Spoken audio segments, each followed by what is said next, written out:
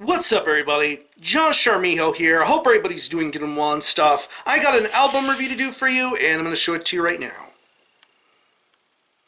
This is the new album from the band Behemoth, entitled I Loved You at Your Darkest. This is released on Metal Blade Records. Now, if you're not too familiar with this band, they are based out of Poland, and the best way to describe the sound of this band would be very eclectic, thelemic, blasphemous hybrid of both black metal and death metal. Yeah. I'm almost pretty sure that the vast majority of you guys that are subscribed to me know who Behemoth are already and what type of a career this band has had, but for all intents and purposes, I'm just going to run down really quickly who and what Behemoth are all about to me. This band is pretty much commercial, mainstream metal now, but boy, this band has gone through so much transformations over the years, it's insane. I mean, back then when this band put out demos like From the Pagan Vastlands to their first couple of full-length albums like Sventivith, Grom, Pandemonic Incantations, to the next stage of their career with albums like Thelema 6, Zaskia Cultus, and Demigod, to later on in their career where we got the next evolution of what Behemoth's sound was all about with albums like The Apostasy and Evangelion. But then in 2014, this band pretty much changed the game and pretty much opened themselves to a wider based audience with an album like The Satanist. That album pretty much showcased how far a band like Behemoth could take their songwriting, their lyric writing, and just create an all-around terrific record. I know a lot of people either love or hate Behemoth, but I have been a Behemoth fan for a very, very long time.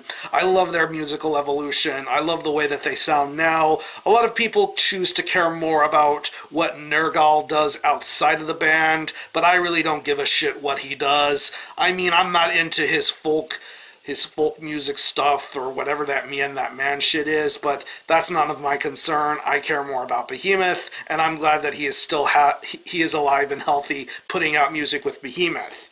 And ever since that record, this band has pretty much continued on the warpath of playing live shows, touring all over the world, even so much as becoming an arena band.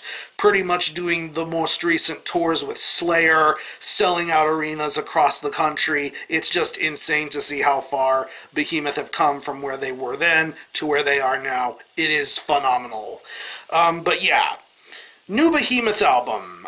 When I found out that there was going to be a new Behemoth album coming, like usual, I was very interested and excited to see how things were going to work out, how things were going to be planned out. Of course, reading the little blurb and statement that this new Behemoth record is going to have a little bit more of a hard rock influence. There's going to be a lot of different things going on here. Of course, they did that with the release of the single God Equals Dog. I know some people are giving that song shit, but I really don't care. That song has grown on me, and it is a fucking bop. I don't care what anyone says. But I was curious to hear how else this album was going to fare. Then we got a song like Wolves of Siberia, which sounded a lot more in the vein and tradition of what the current Behemoth black metal influence is all about, with the blast beats, the guttural growls, and all that sort of stuff. I was very, very excited by that song a lot more. But I was curious to hear the rest. And now here we are with the 11th full-length from Behemoth entitled I Loved You at Your Darkest. It's 12 tracks, and it clocks in at around 46.5 minutes in length. And pretty much, after listening to this album multiple times, I realized going into this album, this is not going to be The Satanist Part 2. There is no way in hell this band would be able to top something as majestic and as glorious as The Satanist was. But I Loved You at Your Darkest is a completely different sort of beast, because this band continues on in that same sort of pathway, but you can tell there is a lot of differing musical and visual and aesthetical influences that appear and pop up throughout this entire record. I mean, like I said, from the minute you hear a song like Wolves of Siberia, and then going on to songs like Bartzabel and If Crucifixion Was Not Enough, you can already tell that this band is being really diverse with their musical stylings, staying in that black and death metal sort of formula, but with the way some of these riffs are, the way these drums sound, it's a completely different record. And I know this is going to get a lot of this album is, as per any Behemoth record, will get a lot of mixed reactions, but my reaction to this album is I think this is a success. I think they make it work. I think they make it strong. I think it's a really good record. Musically, the riffs, there is a lot of great guitar playing being done throughout this record. The first couple of tracks, like Wolves of Siberia and God Equals Dog, have some riffs that will be catchy and stay stuck in your head for a really long time. But then as the later album goes along, you once again get to a track like Bartzabel, where things are a little bit more subdued and stripped back. Still very heavy, but there's a little bit of a calmness being added to these guitar riffs. And then later on you have songs like Angelus 12 and probably my favorite track off of this entire record and one of my favorite songs of this year, Have a Hey Panicrator. That is an absolutely amazing Behemoth song, probably one of the best Behemoth songs of this current modern era. It is amazing to hear the guitar playing and songwriting being done on that particular track. It's really fantastic to listen to, and these guitar riffs definitely hold a lot of your attention. I love the riffs, I love the creativity, I love the solo work. This is some seriously top-notch guitar playing being done here. Like the last album, I think the bass is very clear and audible throughout this entire record. I definitely think it makes an impact and it makes a difference, and it definitely blends in and serves its purpose very well here with how heavy these guitar riffs are. This bass tone is very, very good.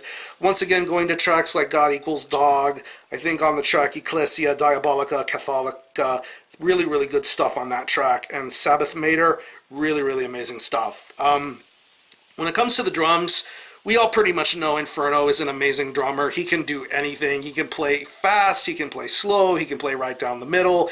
It doesn't matter. The dude can play drums in a fantastic style. But here, in comparison to the Satanist, his drum performance on I Loved You at Your Darkest really shows you the fact that he can ease off of being non-stop blast beat guy for just a second and just focus on a more different sort of diverse performance.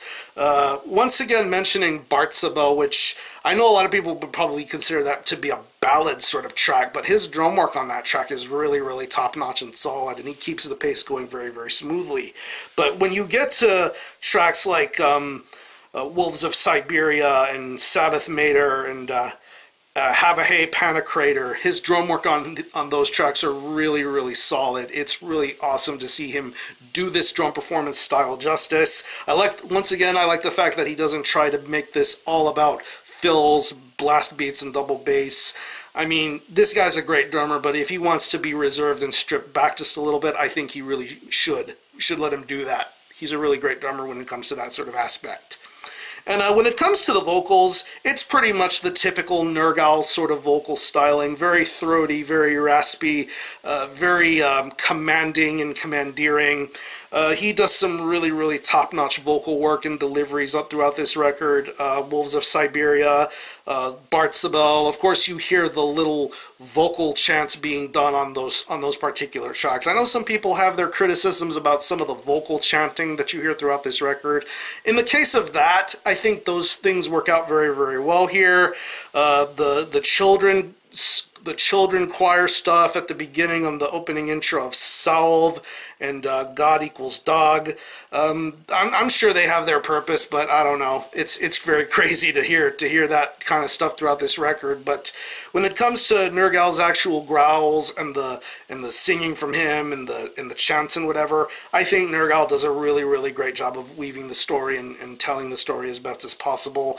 Really, really top-notch vocal performance as far as that is concerned, especially once again going to tracks like Bartzabel, Have a Hey Panicrator, and later tracks like Rom 5/8 and We Are the Next 1,000 Years. Really, really top-notch vocal work from Nergal here. So overall, this is a different and very top-notch sort of record in Behemoth's discography. I don't think it's their best album, and I certainly don't think this is better than The Satanist. But for what it is, I really enjoyed it, and I had a fantastic time listening to it. If you're a Behemoth fan, you're definitely going to have a lot of questions to ponder to yourself about listening to this album and how you feel about it. But I say give it a shot anyway. If this isn't your thing, definitely stick to the Behemoth stuff you like, and not worry about what they're doing. But Behemoth will continue on forward and doing what they want to do, how they want to do it. So if I had to think of any personal favorite tracks, I would definitely have to say Wolves of Siberia, God Equals Dog, Bartzabel. If Crucifixion was not enough, I cannot put over Have a Hey Panic Creator enough. That song fucking rules. Definitely bang that one hard. But yeah, what I'm going to do is I'll leave you some links in the description box of how you can get a hold of this album. I will leave you some links to some music videos that have been released for this album, preferably songs like God Equals Dog, Wolves of Siberia, Bartzabel. I'm pretty sure those are all available to stream on YouTube. Of course, this is available physically, digitally. What I have in my hand is the jewel case edition that's pretty much sold through retailers. Love this artwork. I don't give a shit what anybody says. More badass artwork on here. Pro CD. You have this nice little booklet here with the gold paper, the Behemoth band photos. You have the model artwork. It's just really top quality stuff here. And this jewel case version does come on this really neato O card with the cutout. It's really, really nice. And there's also digibook versions, double LP editions, and this band is of course touring the US right now with Wolves in the Throne Room or At the Gates. If you happen to check them out live, definitely would see them live. They are amazing live, and hopefully I get a chance to see them again one of these days. So again, the album is I Loved You at Your Darkest by Behemoth. This is released on Metal Blade Records. Definitely check this one out. And for a score, I'm going to give this a very solid 8.5 out of 10.